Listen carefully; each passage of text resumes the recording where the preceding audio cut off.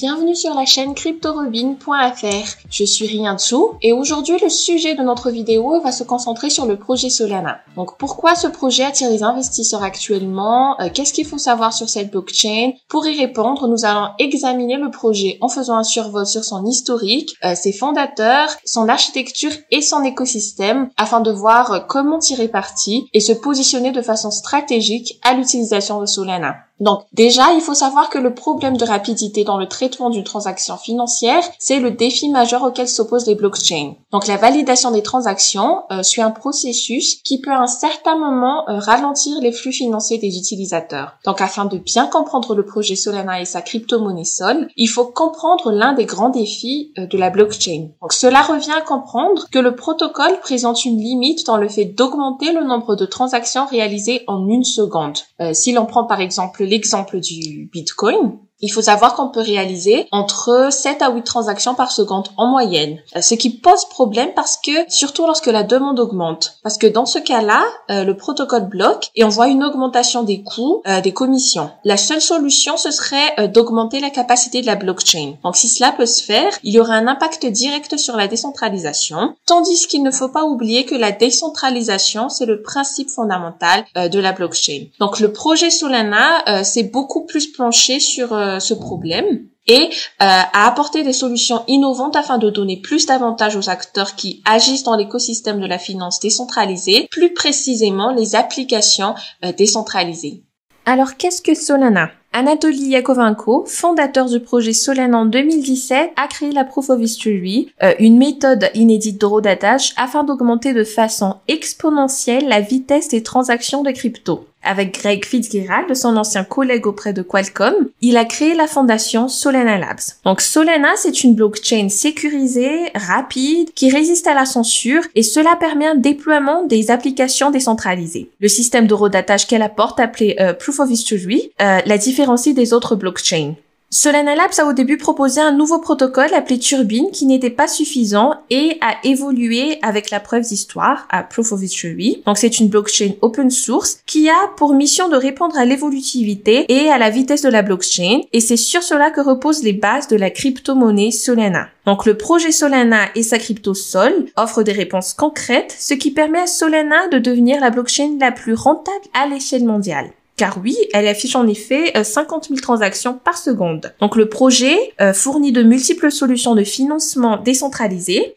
Son siège est à Genève et le protocole a été spécialement établi afin de concevoir et de faciliter le déploiement d'applications décentralisées. Le projet, il a surtout comme objectif d'améliorer l'évolutivité en intégrant le consensus de Proof of History POH et appuyé par le consensus de Proof of Stake POS, un modèle de consensus à la fois hybride et innovant. Donc à partir de cela, on peut le comprendre, le Sol pourrait devenir l'une des cryptos ayant des bases les plus solides.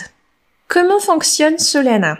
Alors Solana produit une nouvelle transaction toutes les 400 millisecondes et pour ce faire, la blockchain utilise le SHA-256 pour l'horodatage. Donc Solana est prise en charge via 200 nœuds avec une utilisation des GPU, ce qui lui permet d'atteindre sa puissance maximale de 50 000 TPS. Donc pendant l'évaluation d'une transaction par Solana, la transaction obtient un décompte et un hachage. Le Proof of History tient un rôle majeur par rapport à cela. Donc l'objectif, c'est de garder la trace de l'heure à laquelle la transaction a été effectuée. Un cluster Solana, c'est quoi et comment il fonctionne? Donc pour y répondre, sachez qu'il s'agit d'un réseau d'ordinateurs connectés qui a pour mission la prise en charge du réseau blockchain Solana. Selon le bloc de genèse et la nature de chaque cluster, les clusters travaillent en collaboration. Donc dans le cas où une transaction est envoyée ayant des natures différentes, on observe un rejet automatique des transactions, tandis que deux ou plusieurs clusters peuvent collaborer afin de prendre en charge des transactions de même nature. Quelles sont les 8 innovations de Solana qui permettent d'améliorer la vitesse des transactions? Donc, en première place, on a les archiveurs. Ils sont employés afin de stocker des données sélectionnées à partir des nœuds. Bien sûr, en seconde place, on a le Proof of History. Il est utilisé afin de suivre les transactions et leur historique dans le but justement d'améliorer la vitesse de traitement des transactions. En troisième place, le Gulf Stream. Alors le Gulf Stream, il aide à la réduction du temps de confirmation des transactions par la mise en cache et le transfert instantané. Il y a aussi le Pipelining. c'est-à-dire que Solana valide l'entrée de données et procède à l'affectation au matériel spécifié selon le type de données. Ensuite, on a le niveau de la mer qui aide à l'exécution des milliers de contrats actifs au même moment. Donc avec le protocole C-Level, l'exécution simultanée des transactions de même nature permet l'augmentation de la vitesse de traitement. Ensuite, on a le Cloudbreak. C'est un protocole de structure de données qui est conçu pour lire et écrire de façon simultanée le réseau. En 7e place, la turbine, qui a pour fonction la décomposition des données en des fragments plus petits dans l'objectif de les transmettre au nœud de la blockchain. Et finalement, il y a le Tower BFT qui est optimisé par l'algorithme POH ou Proof of History afin de prendre en charge les transactions Solana et la blockchain. Les Solana suscitent beaucoup d'intérêt en ce moment et c'est normal que les investisseurs le suivent de près et se posent la question, peut-on faire du minage de sol? Pour le moment, on ne peut pas encore miner directement des Solana. Par contre, ce qui est possible, c'est de miner des Zcash ou des Monero qui sont ensuite transformables en sol. On peut également la stocker. Le stocking consiste à détenir une certaine quantité de monnaie afin de valider des blocs auprès de la blockchain spécifiée. On doit donc bloquer nos fonds pendant un certain moment de 7 à 30 jours avant de les retirer. En bloquant les fonds, on participe au fonctionnement de la blockchain et les blocs effectuent la validation des transactions. Et on reçoit bien sûr en retour une commission. Où acheter la crypto-monnaie Solana? Donc, si l'on veut acheter une crypto-monnaie, il faut savoir que l'on doit passer par une plateforme d'échange. Donc, pour l'instant, aucune plateforme n'autorise l'achat de sol en euros. Il est donc obligatoire de se rendre sur des plateformes d'échange comme CoinHouse ou Coinbase pour acheter des crypto-monnaies comme Bitcoin ou Ethereum que l'on échangera contre de la sol par la suite. Comment vous faites? Vous allez sur des plateformes proposant les paires ETH Sol ou BTC Sol comme Binance, Bitfinex ou Huobi Global.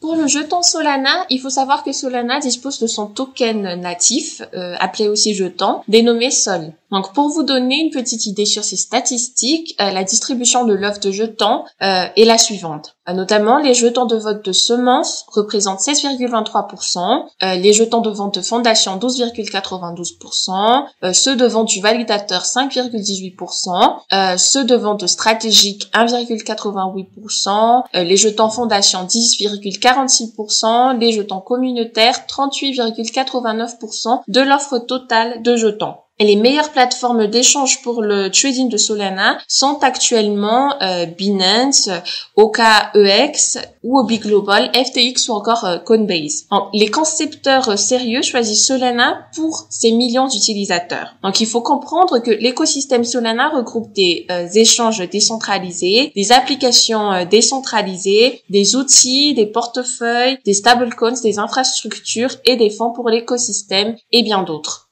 Et c'est ainsi que s'achève notre revue sur Solana. N'oubliez pas de lâcher un gros like, de vous abonner et de cliquer sur la petite cloche pour recevoir les dernières actus ou pour approfondir un peu plus dans le monde de la crypto-monnaie, des finances décentralisées et prendre de ce fait les meilleures décisions pour vos investissements dans la crypto. À très bientôt. Ciao!